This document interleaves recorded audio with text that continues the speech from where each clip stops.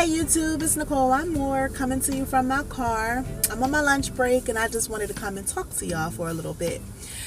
So basically, I want to start a little segment talking about like the reality villains, like the people who got on my nerves in reality TV this week, based on the shows that I've watched. So let's start with Real Housewives of Potomac. So the reunion happened. I didn't talk about it, but it pissed me all the way off because the three monsters that were sitting on the bitches from my other video, the batches from my other video, were Giselle, Robin, and Ashley. Ashley 100% outdid herself the whole season. She didn't let up. She was the same the whole season. A bitch. 100%. She played the part completely. She's standing ovation. You were the best bitch of reality TV for the season that you were on, and for the circa that you were in, as far as all the other reality TV shows that were on when you were on. Congratulations, you win. Next up is Giselle. And then last but not least, it's Robin, because Robin pretty much mirrored everything Giselle suggested, everything Giselle insinuated, everything Giselle thought seemed to be Robin's motivation. So at the reunion, all three of them just took the cake. They are bitches, and it's not even clear why. It's not really clear why Ashley was so involved in Karen's life. It's not really clear why Giselle wasn't a better friend and was so involved in the negativity.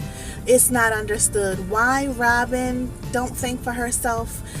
That is an enigma that we have been trying to figure out since the first season. Why Robin don't have her own independent thought. Like, I'm confused.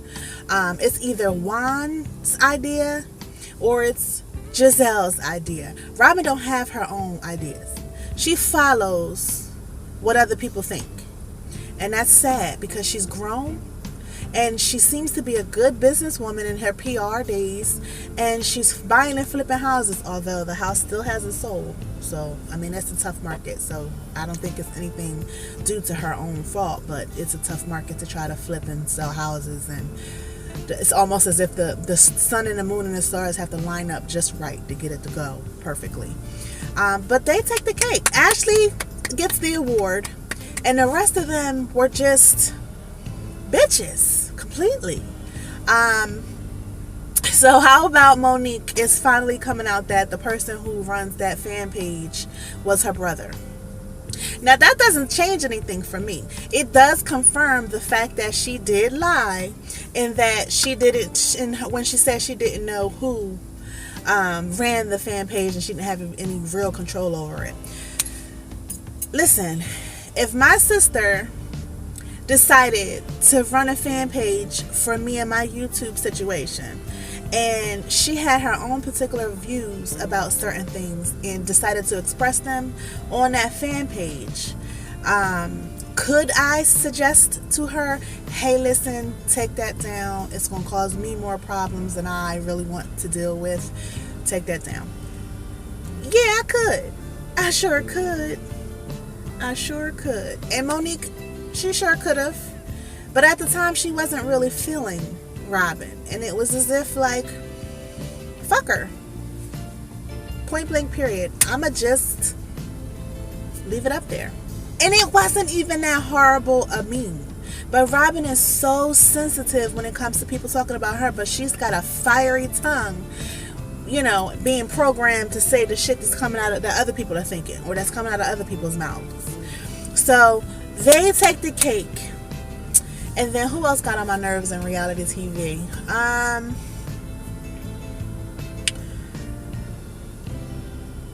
Aqua, Love and Hip Hop Hollywood. Aqua. First of all, you get on my nerves because I just have to say that name and it's annoying. It's like what Aqua. Like I don't even. It's awkward to say. But you get on my nerves this season so far, and the one episode that you were even visible in, because you're way too.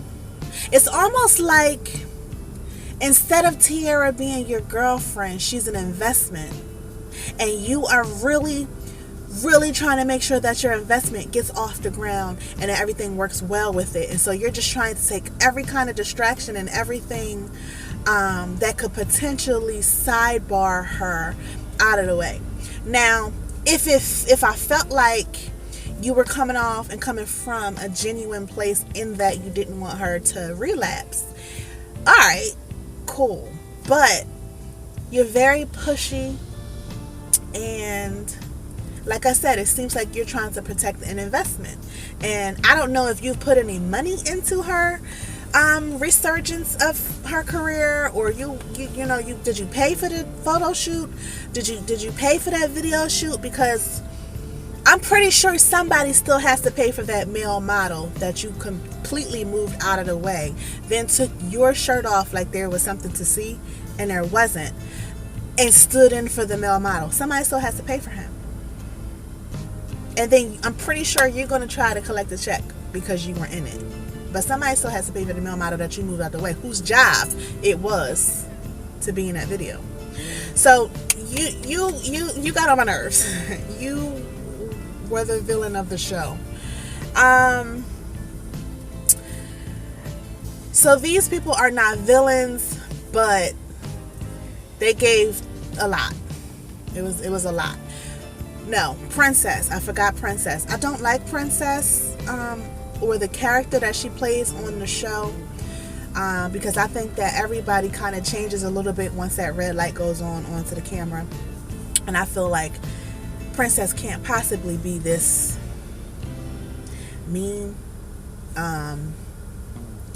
So I'm just going to say the character that she may be playing. I think it's very hypocritical for her to want Ray J to stay out of A1 and Lyrica's mess with Safari. But she's consistently making it her business to find Monique wherever she is and show up and just wreck shit. Like pregnant, not pregnant, just any event that the girl has, just she lives to try to mess with Monique. And I think that it's very hypocritical for her to be like, yo, Ray J, don't say nothing to your boy about Safari, admitting that him and, Lyrica did something. Was it good advice? Yeah, it was. Like, Safari and A1 should have their own conversation. Maybe you can sit while they do it, which it does show that in some of the commercial preview clips, that's exactly what happens, that Ray J, Safari, and A1 sit in some sort of restaurant or a table and they try to kind of like figure out what happened. Alright, so the rest of the people.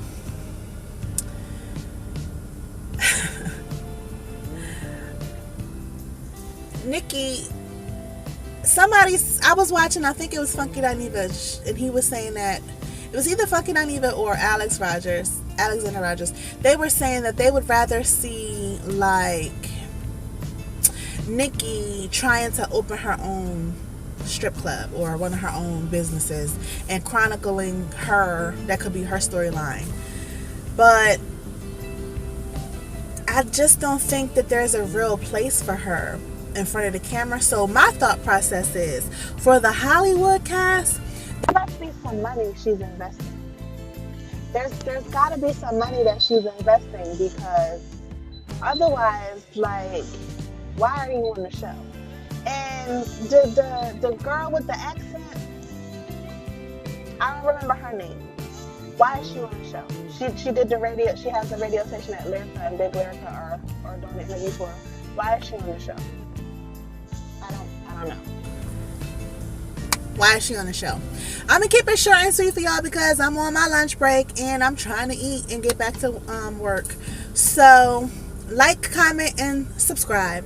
And if you understand why the DJ lady is on the show and why Nikki is on the show, then hit me below in the comments and help me understand what they bring to the cast, because I don't see it. All right, y'all. Bye.